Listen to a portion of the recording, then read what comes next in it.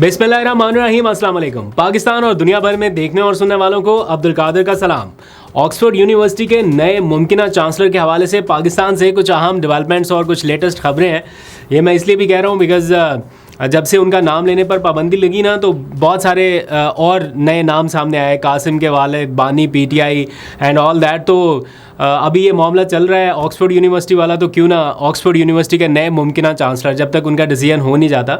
और ये मैं इसलिए भी कह रहा हूँ क्योंकि इसके ऊपर इंटरनेशनल मीडिया में इतनी डिस्कशन हो रही है। मतलब मुझे नहीं लगता था कि ये इतनी बड़ी खबर है कि इंटरनेशनल मीडिया का कोई मतलब आउटलेट रहा नहीं, कोई चैनल रहा नहीं बाहर का जिसने इसको कवर ना किया हो या रिपोर्ट ना किया हो। जो जितने हमारी नज़रों से गुजर सकते थे सबको देखा और सबके ऊपर ही कवरेज लगी हुई है।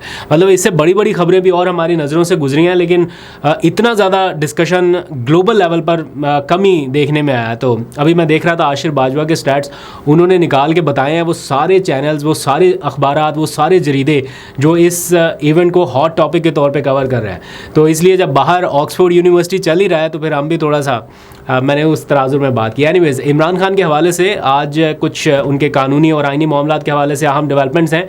बराह रास्त उनकी ज़ात के हवाले से नहीं, लेकिन समहाउ उनकी अहलिया चूँकि सबसे ज़्यादा उनके करीब हैं, तो उनको आज एक बड़ा रिलीफ मिला। 9 मई के 12 मुकदमात में बुशरा बीबी को बरी कर दिया गया, डिस्चार्ज कर दिया गया उनको। मतलब ये कोई ज़मानत का केस नहीं था, पूरा केस ही ख़त्म कर दिया गया। ऐसा नहीं है कि ज़मानत हुई हो, पूरा केस ख़त्म कर दिया गया, इसलिए कि जो प्रोसिक्यूशन है वो अपना केस साबित करने में नाकाम रही। वो जो आके टीवी चैनल्स पे आपको समटाइम्स बताया जाता है ना, नाकाबिले तरदीद शवाहिद, वो आपको पता है जब गिरफ्तारियां अमल में आ रही थी तो उनकी कोई डायरी भी सामने आई, उन डायरी के कुछ पेजेस आपको जर्नलिस्ट ने पढ़ के बताए और बड़ी अजीबोगरीब सी चीज़ें। तो लेकिन वो सारी चीज़ें ऑप्टिक्स के लिए, टीवी चैनल्स के लिए एक माहौल बनाने के लिए तो ठीक है, लेकिन जब अदालत में चीज़ें प्रोड्यूस करने का मामला आया कि बताइए क्या सबूत है आपके पास, तो जो हुकूमती वकला थे वो इस केस को साबित नहीं कर पा रहे थे, जिसके बायस एंड पे फिर बरी कर दिया गया बुशरा बीबी को इन तमाम मुकदमात से। 12 के करीब मुकदमात थे। इमरान खान साहब को कितना फ़ायदा होगा इससे, बराह रास्त ऑब्वियसली उनके लॉयर्स ये बता रहे हैं कि जब 2 फरीकैन के ऊपर इल्ज़ाम आया कि इन 2 फरीकैन ने पूरी मनसूबाबंदी की, तो जब एक फरीक को बरी कर दिया गया कि जनाब कोई सबूत नहीं मिला, कोई इल्ज़ामात साबित नहीं कर सके इस्तग़ासा, तो फिर ऑब्वियसली दूसरे फरीक को भी फ़ायदा मिलेगा। बहरहाल एक तरफ तो उनके लिए कुछ अच्छी खबर आई, मतलब एक अच्छा फ़ैसला आया उनके लिए। इससे पहले कि वो इसको सेलिब्रेट करते, इस पर खुशी का इजहार करते, एक बुरी खबर भी साथ ही आ गई, और वो ये कि नैब ने एक और रेफरेंस इमरान खान और बुशरा बीबी के हवाले से दायर कर दिया है। और ये कहा गया है कि कुछ 7 करोड़ रुपए के तहाइफ हैं बल्गारी ज्वेलर्स के, जो कि मोहम्मद बिन सलमान की जानिब से उन्हें दिए गए थे दौरे के मौके पर सऊदी अरब जब वो गए, लेकिन वो कहीं जमा नहीं कराए गए और वो ज्वेलरी सेट उन्होंने अपने पास रख लिया। उसकी मालियत 7 करोड़ रुपए के करीब लगाई गई है। इस इल्ज़ाम के तहत एक और रेफरेंस जो है वो उनके ऊपर दायर किया गया है। अब उसका ट्रायल आगे बढ़ेगा, वो सारी कार्रवाई आगे चलेगी। तो एक तरफ एक केस से निकले हैं और दूसरे केस में उनका रेफरेंस जो है वो दायर हो गया। मुझे वैसे ज़ाती तौर पर यह लगता है कि आइंदा आने वाले दिनों में बाकी सारे केसेस पीछे चले जाएंगे और ये 9 मई वाला जो मामला है ये बहुत ज़्यादा डिस्कस होने वाला है, क्योंकि 9 मई के हवाले से जिस तरह से चीज़ें बहुत तेज़ी से आगे बढ़ रही हैं, इमरान खान के खदशात हैं, दूसरी जानिब मज़ीद गिरफ्तारियां हैं, और जिस तरह से इन चीज़ों को एक्सपेडाइट किया जा रहा है, तो मुझे लगता है बाकी सारे केसेस शायद पीछे रह जाएं। बस यही डिस्कस होना है 9 मई, 9 मई और 9 मई। और फिर ये भी है कि कल 9 मई का एक केस सुप्रीम कोर्ट में भी समाअत के लिए मुकर्रर हो गया है। 9 मई के 2 मुल्ज़मान की ज़मानत का मामला बाकी सारी अदालतों से ख़ारिज होते होते अब फाइनली वो सुप्रीम कोर्ट ऑफ पाकिस्तान तक पहुंचा है। तो 2 रुकनी बेंच इस केस की समाअत करने जा रहा है। जस्टिस अतर मिनल्ला होंगे और जस्टिस मंसूर अली शाह, आने वाले चीफ जस्टिस, वो 9 मई का केस सुनने जा रहे हैं। ज़मानत का ये मामला है, तो जस्टिस मंसूर अली शाह की इस हवाले से क्या डायरेक्शंस रहेंगी, किस तरह से वो इस केस को लेके चलते हैं, ये बहुत ही अहम होगा और इसके ऊपर बहुत सारे लोगों की नज़रें होंगी, क्योंकि आने वाले चीफ जस्टिस 9 मई के हवाले से किस किस्म की राय रखते हैं, ये बहुत सारे लोग इसके ऊपर नज़रें जमाए बैठे होंगे और वो अपनी अपनी ओपिनियन ज़ाहिर बातें बनाएंगे। काजी फ़ाइज़ ईसा के हवाले से ऑलरेडी बहुत सारे लोग जानते हैं उनकी राय, क्योंकि वो मुतअद्दिद समातों के दौरान कई दफ़ा ये कह चुके हैं कि 9 मई का वाक़या बड़ा नापसंदीदा वाक़या था, और वो उसको जिस तरह से लिंक करते हैं, जिस किस्म की मिसाल देते हैं, उसको जिस अंदाज से वो ज़ेर बहस लाते हैं, उससे उनका जो माइंड सेट है वो पता चल जाता है है कि वो इस वाक़े को लेके क्या राय रखते हैं या क्या सोचते हैं। एनीवेज़ आगे बढ़ते हैं, थोड़ी सी बात अब कल इस्लामाबाद हाई कोर्ट में आने वाले एक अहम केस की कर लेते हैं, क्योंकि इस्लामाबाद हाई कोर्ट ने 190 मिलियन पाउंड केस का जो फैसला है वो सुनाने से एहतसाब अदालत को रोक रखा था। गुज़िश्ता समात पर ये स्टे ऑर्डर दिया गया था जो कि कल ख़त्म हो रहा है और अब कल दोबारा से इस केस को सुना जाएगा। जस्टिस मियां गुल हसन औरंगज़ेब और जस्टिस बाबर सत्तार इस केस को सुनने जा रहे हैं और ये देखा जाएगा नैब के रिकॉर्ड की रोशनी में कि क्या ये केस वाकई ख़त्म हो गया था एक बार और इसको दोबारा से ज़िंदा किया गया है, या कौन से एविडेंस ऐसे हैं जिसकी बुनियाद पर पीटीआई की या इमरान खान की दरख्वास्त मंजूर की जाए कि इसमें फ़ैसला ना सुनाने दिया जाए जज साहब को। अब देखते हैं, अगर ये केस का स्टे जो है वो कंटिन्यू रहा तो इमरान खान साहब को रिलीफ मिलता रहेगा। अगर कंटिन्यू ना हुआ तो इसका मतलब है 190 मिलियन पाउंड केस का ट्रायल जो तकरीबन मुकम्मल हो चुका है उसका फ़ैसला भी एक आध हफ्ते या 10 दिन में आ जाएगा और उसमें भी इमरान खान साहब को लंबी सज़ा दिए जाने का इम्कान है।